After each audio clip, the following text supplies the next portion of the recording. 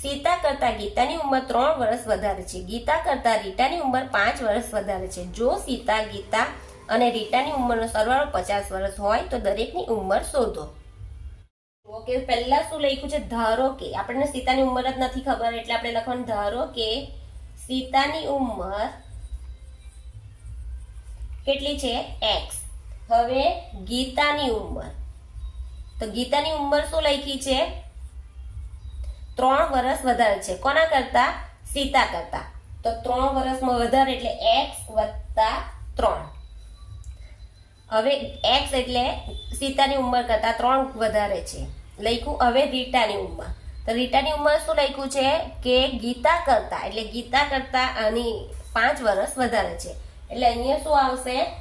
રીટાની ઉંમર કરતા 5 વધારે છે એટલે x + 3 + 5 વધારે છે એટલે આ રીતે આવ્યું. એટલે અહીં રીટાની ઉંમર કેવી રીતે લખાશે? x 3 ને 5 8 આવી ગયું. હવે લખીશું આપણે આનું સમીકરણ કેવું બનશે? પહેલા તો સીતાની ઉંમર આવી એટલે x આવી વત્તા ગીતાની કેવી આવી? x + 3, એના કરતા 3 વધારે છે. અને x વત્તા તમે રીટાની ઉંમર કેટલી આવી? 8 આવી, એના કરતા વધારે છે એટલે 8 તો તમને ખબર પડે કેવી રીતના આવ્યા. હવે x કેટલી વાર છે? 3x વત્તા 3 ને 8 કેટલા થાય? 11. જો અહીંયા ફરીથી સમજી લો, આ x કેટલી વાર છે? 3x. અહીંયા 3 ને 8 11 આવી ગયા. હવે આપણું આ સમીકરણ શું બન્યું કે આ 50 વર્ષ બધાની ઉંમરનો સરવાળો કેટલો થાય છે? 50 વર્ષ આવી ગયું. હવે આપણું સમીકરણ બની ગયું. હવે આપણે અહીંયા કરીશું 3x + 11 = 50. આપણું સમીકરણ બન્યું.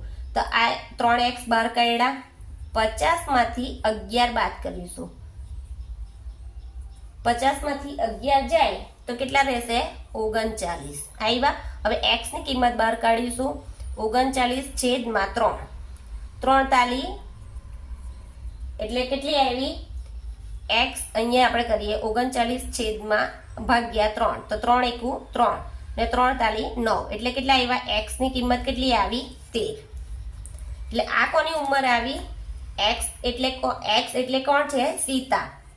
તો સીતાની ઉંમર કેટલી આવી? 13 વર્ષ. હવે ગીતાની શોધીએ ઉંમર. ગીતાની ઉંમર કેવી છે? x + 3. તો x ની કિંમત કેટલી આવી છે આપણી? 13 + 3. 13 ને 3 16. એટલે આ કોની ઉંમર આવી? ગીતાની 16 વર્ષ.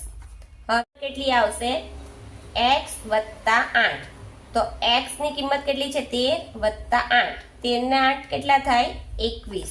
એટલે રીટાની ઉંમર આવી 21 વર્ષ.